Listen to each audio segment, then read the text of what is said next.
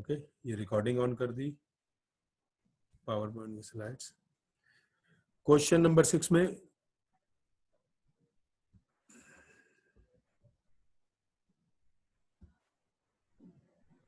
Share screen,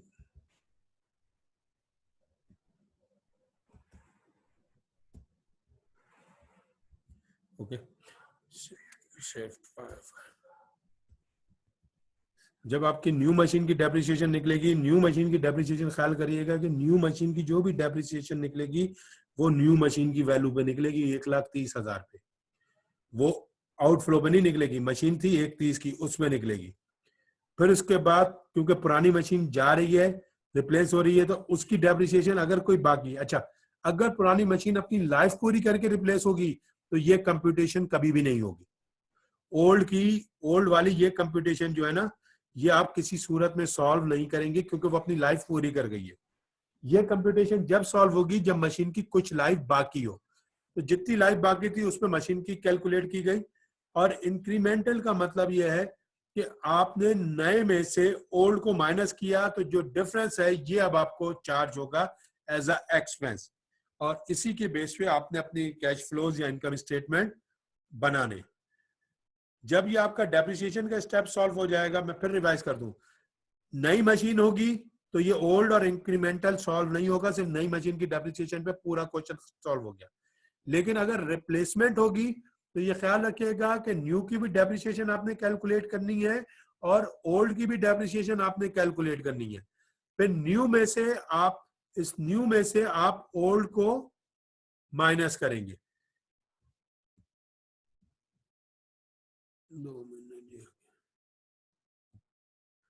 यानी कि ये जो आपकी न्यू की कॉस्ट आ रही है,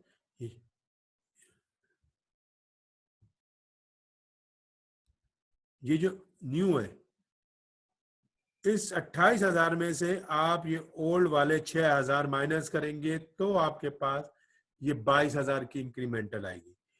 इनकम स्टेटमेंट में आप ये 22,000 लेके जाएंगे, न्यू और ओल्ड को अलग अलग ले जाने की जरूरत नहीं है। जब आपकी डेप्रिसिएशन सॉल्व हो जाएगी तो आप तीसरे स्टेप पे आएंगे। तीसरा स्टेप है कैश इनफ्लोज का। कैश इनफ्लोज के जब आप स्टेप पे आएंगे तो सबसे पहले आपको इंक्रीमेंटल कैश फ्लो या नेट इनकम निकालनी है जो होगी अवेलेबल। अगर दी हुई है तो सही है, नहीं दी हुई तो पूरी नेट इनकम कैलकुलेट होगी, sales less cost of goods sold gross. इस क्वेश्चन में आपको इंक्रीमेंटल कैश फ्लो दे दिया था कि इसकी वजह से कितना आएगा कैश, तो कैश इनफ्लो आएगा 60,000 और उसमें से आपके 22,000 की डेप्रिसिएशन इंक्रीमेंटल ये माइनस करेंगे तो आपकी पास इबिट आएगी, earning before interest and taxes 38 पे आप अप्लाई करेंगे टैक्स। अगर टैक्स 40% है या जितने भी परसेंट दिया होगा टैक्स अप्लाई करेंगे। जब आपकी टैक्स की वैल्यू माइनस हो जाएगी तो आपके पास आएगा profit after tax. Profit after tax जब फाइनल कर देंगे तो फिर आपने डेप्रिसिएशन दोबारा प्लस करनी है। प्रॉफिट आफ्टर टैक्स करने के बाद आप डेप्रिसिएशन दोबारा प्लस करेंगे तो आपका कैश इनफ्लो फाइनल होगा। ये ख्याल रखिएगा कि जो क्वेश्चन में 60,000 दिए हुए ये वाले, ये आपका इंक्रीमेंटल पोजीशन है। इसके अंदर डेप्रिसिएशन माइनस होगा क्योंकि अगर ये 60,000 रुपए आपको अचीव करने हैं तो आपको 22,000 रुपीज का खर्चा बर्दाश्त करना पड़ेगा। इट्स मीन्स कि आपके पास जो सेव होंगे वो होंगे 38,000।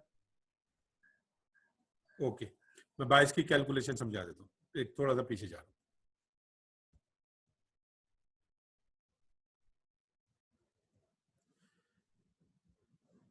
यहां तक आपका नई मशीन इन हो गई। जब नई मशीन होगी तो अकाउंटिंग ये कहती है कि जब मशीन आपकी इन होती है तो जो भी फिक्स एसेट्स इन होगा उस फिक्स एसेट्स पे डेप्रिसिएशन चार्ज होगी। जब डेप्रिसिएशन चार्ज होनी है तो पहले आपके पास दो मशीनें हैं, एक ओल्ड है और एक न्यू है। तो पहले आप न्यू मशीन की डेप्रिसिएशन निकालेंगे। न्यू मशीन की डेप्रिसिएशन कैसे कैलकुलेट होगी, ऐसा total cost minus salvage value. Total cost 130,000 है जो यहां से ली, सैलवेज वैल्यू ये 18,000 क्वेश्चन में दी हुई है, वहां से माइनस की। लाइफ आपको दी हुई थी क्वेश्चन में 4 इयर्स, तो ऑटोमेटिकली आपके पास नई मशीन की डेप्रिसिएशन आ गई 28,000। लेकिन यहाँ पे क्योंकि हमने नई मशीन ली है तो पुरानी मशीन वापस दी है, तो उसकी वजह से पुरानी मशीन की भी डेप्रिसिएशन अब हमें कैलकुलेट करनी पड़ेगी। वो कितनी थी, वो उसकी भी लाइफ उसकी वैल्यू बाकी थी 24,000 और उसकी लाइफ भी 4 इयर्स थी, तो इसका मतलब है 6,000 उसके बाकी थे जो अब मुझे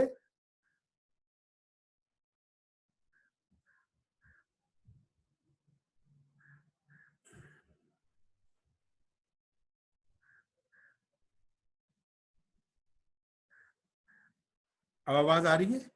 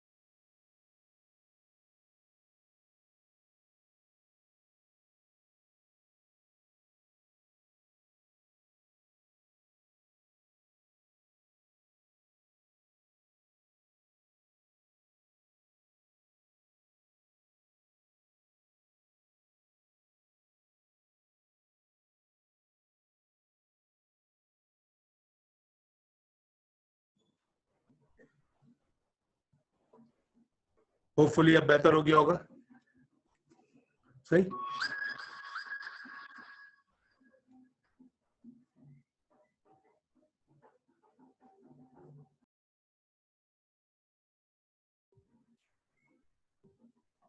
ओके जी, इश्यूज आ रहे हैं, बिल्कुल आ रहे हैं नेट के साथ, तो मैंने अपनी वीडियो स्टॉप कर दी है, लेकिन होपफुली स्क्रीन आप लोगों को साथ शेयर कर रहा हूँ, स्क्रीन के हिसाब से पढ़ा रहा हूँ ताकि नेट के ऊपर अगर लोड है तो वो कुछ बेहतर रहे।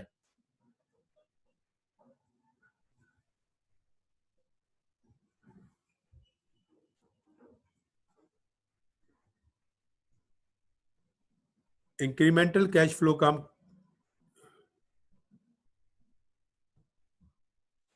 सर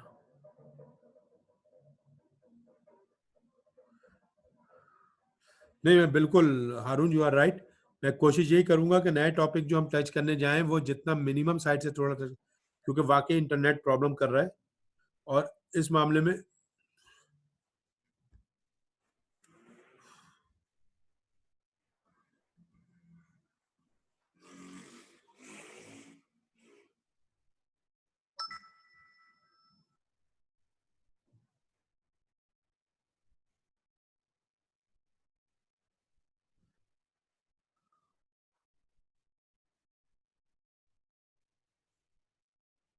मैं क्विकली क्वेश्चन नंबर 6 को थोड़ा सा अटेम्प्ट कर लूं ताकि आप लोग थोड़ा सा अटैच कर सकें, वरना कमिंग क्लास में हम ओवरकम करेंगे इसको। लेकिन एक इशू बिल्कुल है डेफिनेटली जो मुझे बहुत स्ट्रांगली फील हो रहा है, वो ये कि नेट चलते चलते मेरा कनेक्टिविटी से प्रॉब्लम दे रहा है। क्वेश्चन नंबर 6 में मैं डायरेक्ट आ रहा हूँ। क्वेश्चन नंबर 6 बुनियादी तौर पे आपके पास तीनों चीजें क्वेश्चन नंबर 6 में कैलकुलेटेड है। तीनों चीजों कैलकुलेटेड से मुराद है मेरी कि आपका कैश आउटफ्लो भी कैलकुलेटेड दिया हुआ है, कैश इनफ्लोज भी कैलकुलेटेड दिए हुए, और डेप्रिसिएशन भी दी हुई है। तो डेप्रिसिएशन ऑटोमेटिकली अब इंपॉर्टेंट नहीं रही, जब वो कैश इनफ्लो का पार्ट बन गई है तो अब डेप्रिसिएशन की मुझे जरूरत नहीं है। तो आपके पास अब वो दोनों स्टेप मौजूद हैं कि आपका कैश इनफ्लो कितना आएगा और आपका कैश आउटफ्लो कितना है। अब ये डिटरमाइन करना है कि क्या हम ये एसेट्स खरीदें और ये एसेट्स हमारे लिए फेवरेबल होगा, या फिर ये एसेट्स नहीं खरीदें। आपको प्रोजेक्ट की लाइफ दी हुई है 1 2 3 4 5 कर।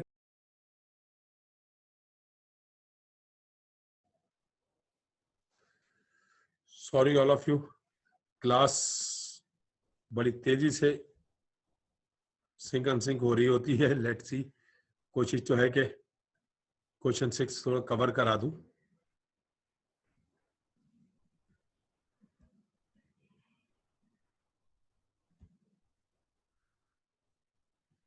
Share screen.